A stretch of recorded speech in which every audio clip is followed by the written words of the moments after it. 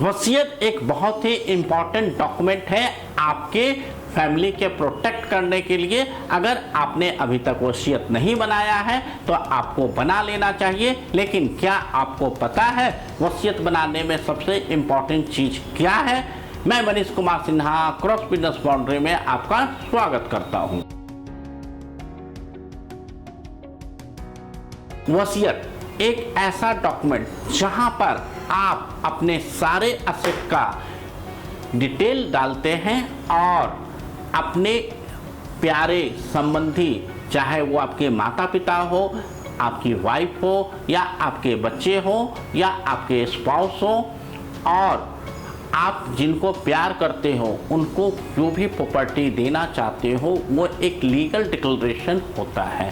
तो विल बनाने में बहुत सारे एलिमेंट की ज़रूरत है, जैसे एक टेस्टेटर जो विल लिख रहा है उसकी रिक्वायरमेंट है, बेनिफिशियरी की ये मैं प्रॉपर्टी किसको देने वाला हूँ। इस तरीके से तीसरी जो सबसे इम्पॉर्टेंट रिक्वायरमेंट होती है विटनेस, कि मेरे उस विल को कोई हस्ताक्षर कर दे, कोई साक्षी बन जाए। लेकिन सबसे इम्पॉर्टेंट चीज़ होता है लिस्टिंग ऑफ असेट। यहाँ पर लोग जनरली गलतियाँ करते हैं।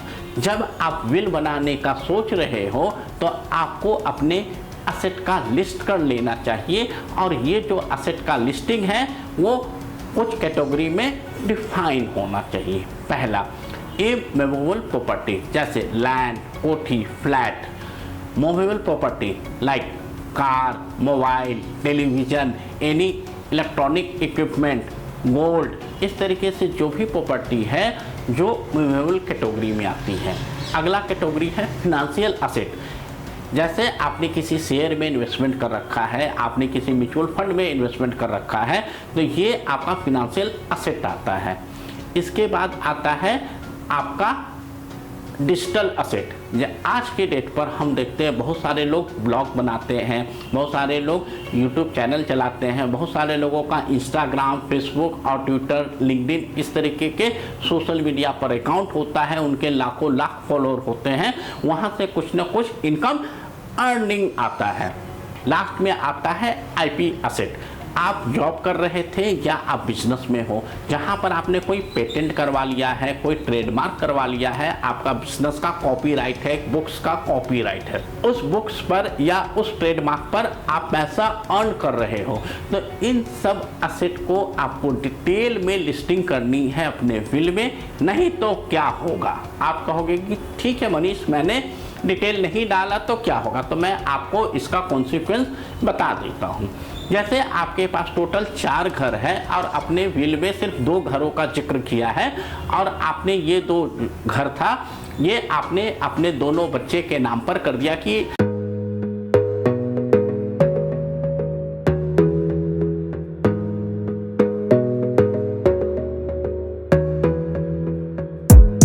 gotta focus on yourself, on your faith, on your dreams, on your mind, on your health, yeah. You gotta work, never tell, keep your head down, find what you love. पहला बेटा वो X घर ले लेगा, दूसरा बेटा Y घर ले लेगा। जो 2 और घर है उसका आपने जिक्र ही नहीं किया, तो जिस घर का आप जिक्र नहीं करते हो विल में, वो हिंदू सक्सेशन एक्ट के अनुसार डिवाइड होगा। तो आपके पास बचा हुआ है अब 2 घर। इन 2 घरों पर किसका हक होगा?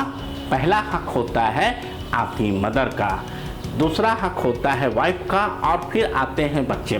तो अगर आपकी मदर जिंदा है, आपकी वाइफ जिंदा है और आपके 2 बच्चे हैं तो टोटल हो गए 4। तो ये जो प्रॉपर्टी जो 2 कोठी या लैंड या रियल एस्टेट प्रॉपर्टी आपने अपने विल में डिस्क्लोज नहीं किया है, तो इन चारों में डिस्ट्रीब्यूट होगा। मतलब 25% आपकी मदर को दिया जाएगा, 25% आपके स्पाउस या आपकी वाइफ को दिया जाएगा, और 25% आपके किड्स को दिया जाएगा। अब क्वेश्चन ये उठता है कि चलो आपकी वाइफ को 25% गया है, वो तो फिर उनके जाने के बाद आपके बच्चे पर ही आएगा। लेकिन जो प्रॉपर्टी आपकी मदर के पास गया है as per Hindu succession act, क्या वो प्रॉपर्टी आपके बच्चे तक मिलेगा? कभी नहीं। वो प्रॉपर्टी, मदर के पास जो प्रॉपर्टी है वो फिर उनके हस्बैंड या उनके बच्चे में डिस्ट्रीब्यूट होगा। मतलब जहां पर आपकी प्रॉपर्टी में पूरा हक आपके बच्चे को मिलना था, आपकी एक छोटी सी गलती से वो प्रॉपर्टी पहले आपकी मदर के पास जाता है और आप 3-4 भाई होते हैं तो वो प्रॉपर्टी फिर वहाँ रीडिस्ट्रीब्यूट होता है, फिर बचा हुआ जो आपका पोर्शन है फिर आपके बच्चे को मिलता है।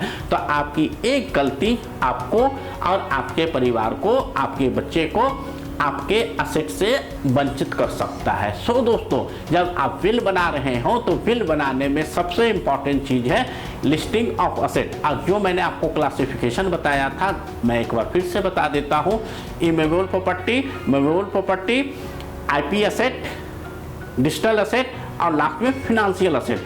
तो इन 5 कैटेगरी में अपने असेट को डिफाइन करें और अपने विल पर काम करें।